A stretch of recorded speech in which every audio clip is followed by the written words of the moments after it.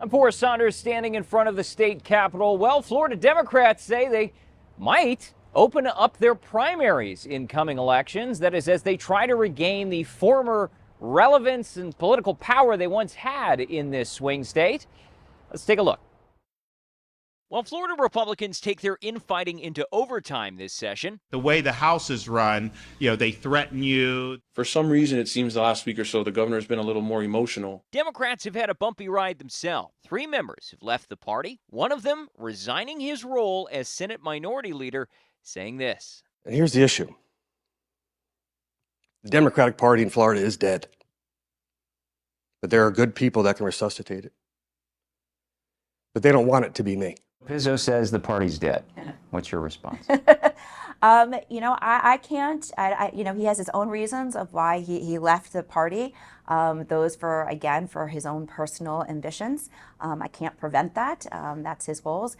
But we move on. Florida Democrats Chair Nikki Fried Thursday said there's more than a pulse left in her party, and she thinks the blood is blue for 2026. We know that the midterms are going to be a blue wave. There's no way around that. But based on what's happening in the economy across the country, the trade wars, the instability of the markets, every day there's something crazier and crazier that's coming out of the Trump administration.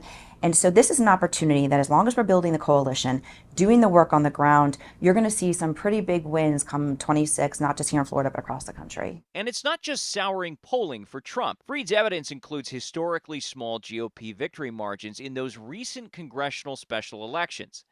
Plus, news that 2 potential 2028 Dem presidential candidates are keynoting this year's Leadership Blue Conference, Senator Cory Booker and Kentucky Governor Andy Beshear. And those are once again showing that the entire country understands that Florida has got to be back on the map. Republicans have already rebuffed the perceived enthusiasm, noting their ongoing lead in voter registration almost daily, and saying special elections in general can be tough. We had big wins, big turnout in November. Getting people to turn around and try to vote a couple months later is hard. And then you mix that in with some situations that we have here with vote by mail ballots expiring and having to re-renew.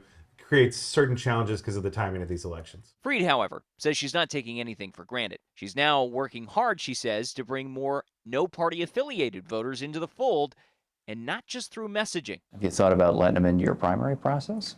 Those are conversations that we're actually having. There's a lot of people that are in the middle that are typically part of our coalition.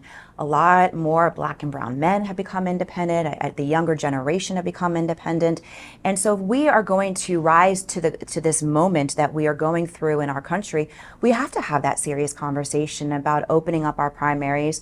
I also don't believe it's constitutional how we do what we're doing right now. That 1/3 of our state don't have a say and who their candidates are coming out of primaries. So we are looking through this and trying to build consensus inside the party, making sure that everybody has a seat at the table as we go through this conversation. If the party does go through with open primaries, it's not likely something that would happen overnight. In fact, it could take an act of the legislature or legal action.